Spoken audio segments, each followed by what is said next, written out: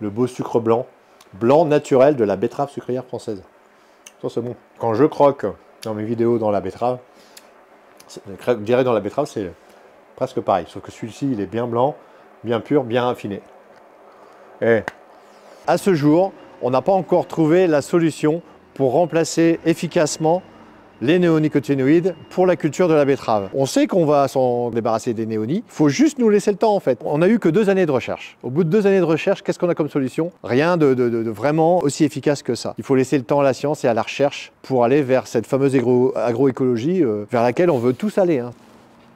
La graine enrobée et la graine nue. Alors, une graine de betterave, c'est une drôle de forme. C'est pas rond du tout.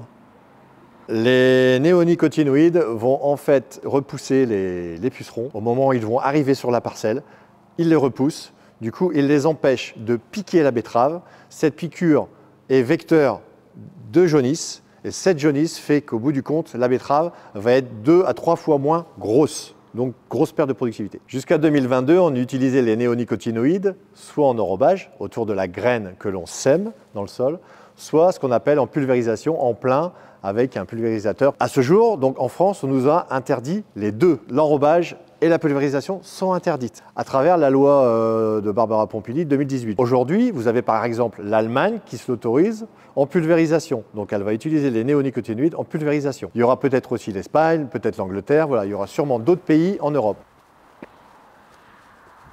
À quel moment on décide de l'enrobage de la graine?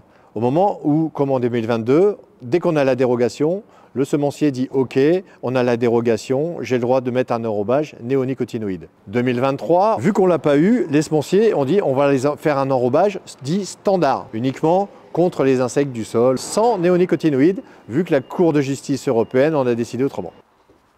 Là, je vais vous montrer la pharmacie. Donc, c'est fermé à clé H24, vous n'y rentrerez pas parce que c'est interdit. Pour y rentrer, il faut avoir un certificat, il faut avoir les diplômes. Donc il n'y a que moi qui ai le diplôme qui puisse rentrer et qui puisse ensuite utiliser tout ça. C'est hyper réglementé et heureusement, c'est très bien comme ça. La bonne nouvelle pour moi quand même, c'est que les molécules de synthèse sur ma ferme, tous les ans il y en a moins et tous les ans dans ce local il y en a moins. Ces molécules néonicotinoïdes, on nous dit qu'elles empoisonnent tueurs d'abeilles. Qu'on fasse sans néonicotinoïdes, j'ai aucun souci. Mon seul mot d'ordre, c'est donnez-moi, vous m'enlevez un outil, laissez-moi un autre outil à la place qui fasse le même boulot. Alors betteravier, c'est d'abord semer la betterave courant mars, c'est-à-dire là très bientôt. Ensuite, une fois qu'elle est semée, on va tout faire pour qu'elle soit seule dans sa parcelle, c'est-à-dire qu'on va tout faire pour désherber toutes ces herbes qui vont être concurrentielles pour sa photosynthèse, donc pour sa croissance. Ensuite, elle aura tellement de feuilles qu'on va devoir soigner les éventuelles maladies qui peuvent arriver, et surtout les ravageurs. Tout ça pour l'amener jusqu'à nos usines. Alors on a la chance en France d'être très coopérateurs, donc les usines nous appartiennent. Ça va être entre septembre et décembre. Donc on va récolter en commun ou séparément les Miss Better, comme on les appelle, ces betteraves à sucre blanc naturel, j'insiste. On va les récolter, l'usine est là toute proche, les champs sont là. Et ensuite, moi ici j'ai la chance d'avoir aussi la distillerie proche. Pourquoi je parle de distillerie? Parce que je vais pouvoir faire le plein de ma voiture avec l'éthanol E85 à la station essence juste à côté. Il y a aussi avec ma Miss Better dans l'industrie qui est à côté, des alcools qui vont partir pour le cosmétique, ça peut partir pour le pharmaceutique.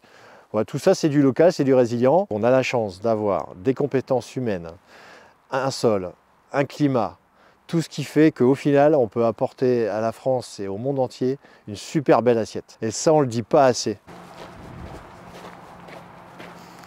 Le beau sucre blanc, blanc naturel de la betterave sucrière française. Ça, c'est bon. Quand je croque dans mes vidéos dans la betterave, je dirais dans la betterave, c'est presque pareil. Sauf que celui-ci, il est bien blanc, bien pur, bien raffiné. Et franchement, le sucre, c'est quoi? C'est du plaisir d'abord. Ok, il faut en manger pas trop, il faut être mesuré comme pour tout. Mais si on se fait plus plaisir quand on mange, on fait quoi? On retourne dans les cavernes avec des Nike et un iPhone, on va être bien. Si on doit semer 2023, il nous faut des garanties. Aujourd'hui, on a le ministre Marc Fesneau qui s'est engagé devant l'Assemblée nationale et le Sénat à dire « moi je vais compenser. S'il y a perte jaunisse, je vais compenser à l'euro près ». Alors on a demandé pas de plafond, pas de seuil, pas de franchise, rien quoi. Pourquoi on dit ça? Parce qu'en 2020, on a eu déjà un plan d'indemnisation qui n'a pas couvert grand-chose. Ça va être compliqué de dire à mes copains qui ont fait moins 70% en 2020, sème quand même.